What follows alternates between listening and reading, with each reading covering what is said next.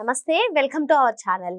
Lakshmi Parvati CM Chandrababu Naidu గారి పైన, అదేవిధంగా లోకేష్ గారి పైన ఆమె తీవ్ర విమర్శలు చేసింది సాక్షి డిబేట్లో పాల్గొని. మరి ఆమె అన్న వ్యాఖ్యలను ఏ విధంగా చూడాలి, ఇంతకీ ఏం వ్యాఖ్యలు చేశారు, ఇటువంటి అంశాలన్నీ కూడా చర్చించడానికి మనతో పాటుగా ఉన్నారు సోషల్ యాక్టివిస్ట్ శ్రీలీల గారు.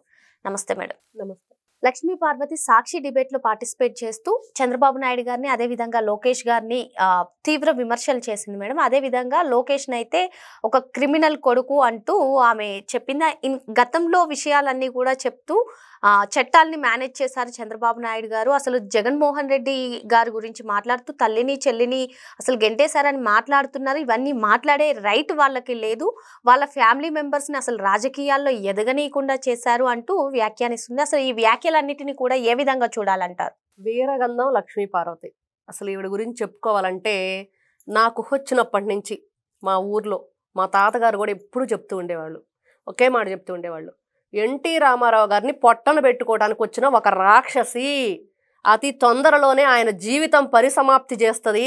ఈ నిన్నగా మొన్న మనం చెప్పుకుంటున్నాం, ఏదో అన్న వదిలిన బాణం షర్మిల, మరి రాష్ట్రం ఈ విధంగా ఆవిడ సుడిగాలి పర్యటనలు చేసినట్లు పాదయాత్ర ఏదో చేసి ఆయన గెలిపించిందని.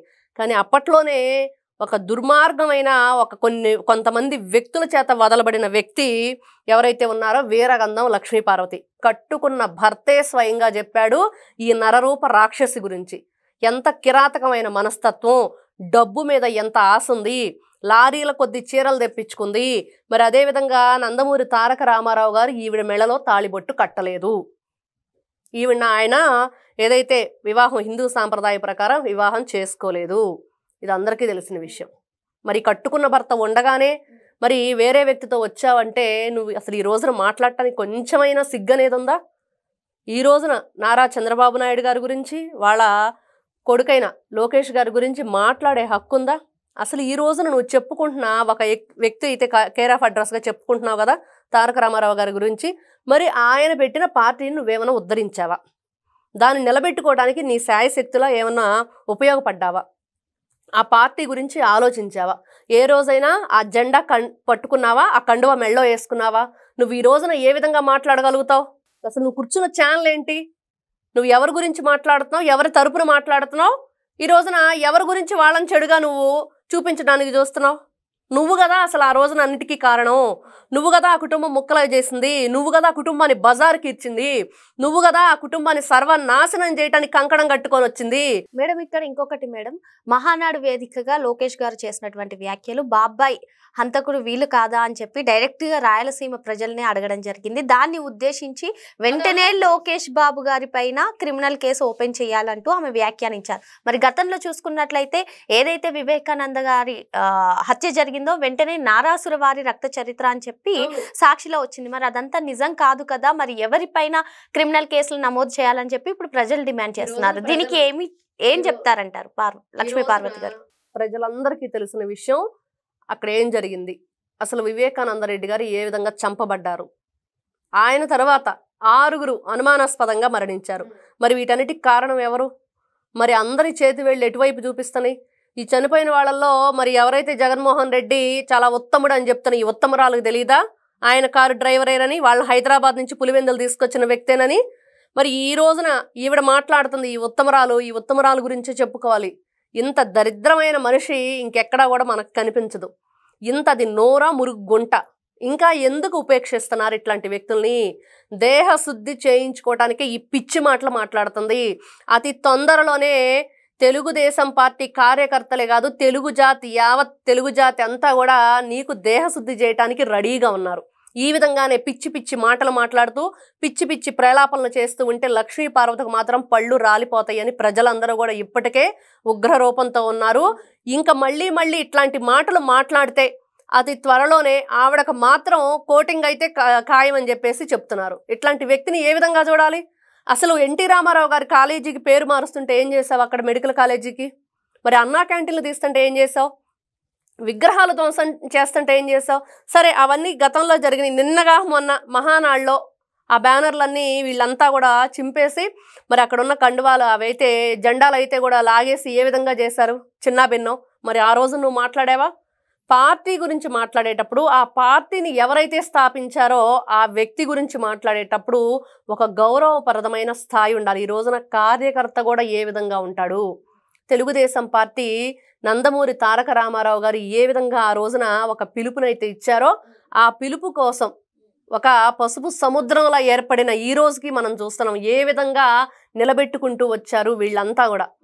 అట్లాంటి వ్యక్తులు ఈ రోజు ఆ పార్టీలో ఉన్నారంటే కారణం నందమూరి తారక రామారావు గారు. ఇంకొక విషయం చెప్పారు మేడం, అసలు గతంలో నేను కేసులు పెట్టాను, ఆ కేసులు అన్నిటికీ కూడా ముందుకు సాగనీయకుండా చట్టాలని న్యాయ వ్యవస్థల్ని చంద్రబాబు నాయుడు గారు మేనేజ్ చేశారంటూ లక్ష్మీ పార్వతి గారు వ్యాఖ్యలు చేశారు.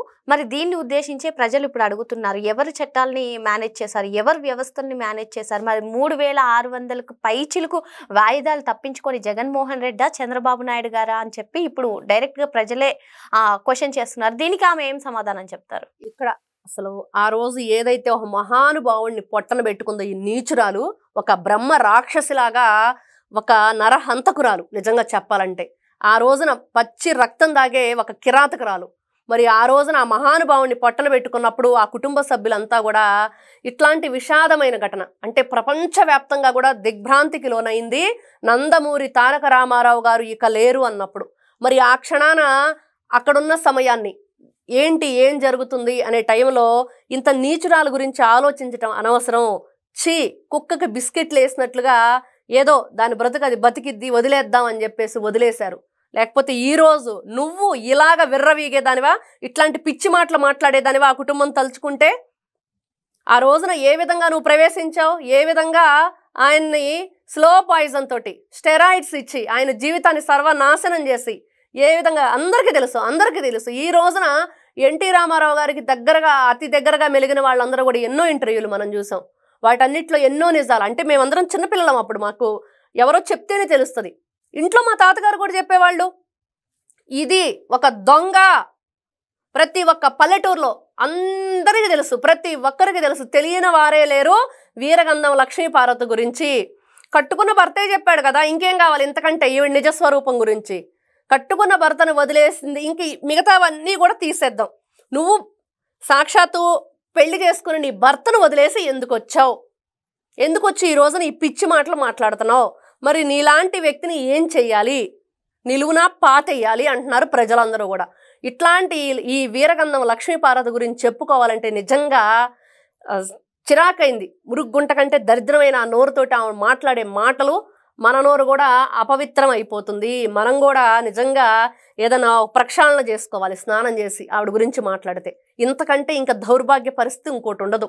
అట్లాంటి ఈ మనిషి ఎందుకు ఈ విధంగా 10 మందిలో ఇట్లాంటి పిచ్చి మాటలు మాట్లాడి తన పరువు తనే తీసుకుంటుంది? అంటే నాకు పరువు లేదని చెప్పుకుంటున్నట్లే ఉంది ఈ రోజున ఆవిడ మాటలు, ఆవిడ విధానం.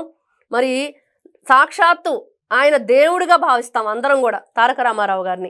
మరి అట్లాంటి వ్యక్తి స్థాపించిన పార్టీని వాళ్ళ భుజస్కంధాల మీద మోస్తూ ఏ విధంగా ఈ రోజు కూడా పరువుగా బ్రతకటానికి, అదేవిధంగా ఆ పరువు పోకుండా కాపాడుకోవటానికి ఆయన ఏదైతే కొన్ని ఆశయాలు చెప్పారో, ప్రజల్ని ఏ విధంగా మనం చూసుకోవాలి, వాళ్ళని ప్రగతి పదం వైపు ఏ విధంగా నడిపించాలి, పార్టీ బాధ్యతలు తీసుకొని ఈ రాక్షసి ఈ కబంధ హస్తాల్లో నుంచి ఆ మనిషిని కాపాడుకోలేకపోయాం, కనీసం పార్టీనైనా కాపాడుకుందాం అనే ఆశయంతో ముందుకు వెళుతుంది నారావారి కుటుంబం, నందమూరి కుటుంబంతో కలిసి. ఆ విషయం మర్చిపోయింది ఈ దుర్మార్గురాలు. ఇంకా నిజంగా చెప్పాలంటే అసలు ఈవెన్ తిట్టాలంటే దేంతో పోల్చాలో కూడా అర్థం కాని పరిస్థితి. ఇంత నీచమైన బ్రతికే ఈవిడ, నువ్వు ఈ రోజున నా భర్త అని చెప్పుకుంటే ఇంటానికి కర్ణ కఠోరంగా ఉంది, వినలేకపోతున్నారు ప్రజలు. ఎక్కడి నుంచి వచ్చాడు నీకు ఆ భర్త? ఎలా అవుతాడు నీకు భర్త? ఏ విధంగా అవుతాడు? ఆయన గురించి ఏ రోజన్నా నువ్వు ఆలోచించావా? ఆయన సంబంధించిన ఈ రకంగా అసలు అన్నా క్యాంటీన్ ఆయన ఎంతో గొప్పగా పేదవాళ్ళకి దేవుడు ఎన్టీ రామారావు అని చెప్పుకునే ప్రతి ఒక్క పేదవాడు 5 రూపాయలకి అన్నం ఆయన పేరుతో పెడుతుంటే దాన్ని కూడా దుర్మార్గంగా ఆ భోజనాలంతా నాశనం చేసి ఆ టెంట్లన్నీ తీసేసి అక్కడున్న రూములన్నీ కూడా ఆ షట్టర్లన్నీ క్లోజ్ చేసి ఏ విధంగా దుర్మార్గమైన చర్య చేసిన జగన్మోహన్ రెడ్డిని ఆ రోజు నువ్వు ఎందుకు ఖండించలేదు? ఎందుకు మాట్లాడలేకపోయింది లక్ష్మీ పార్వతి? ఈ రోజున కట్టుకథలు చెప్పుకుంటూ కాకమ్మ కబుర్లు పతివ్రత శిరోమణిలా మాట్లాడుతుంది. ఇట్లాంటి దుర్మార్గురాల్ని ఏం చెయ్యాలి?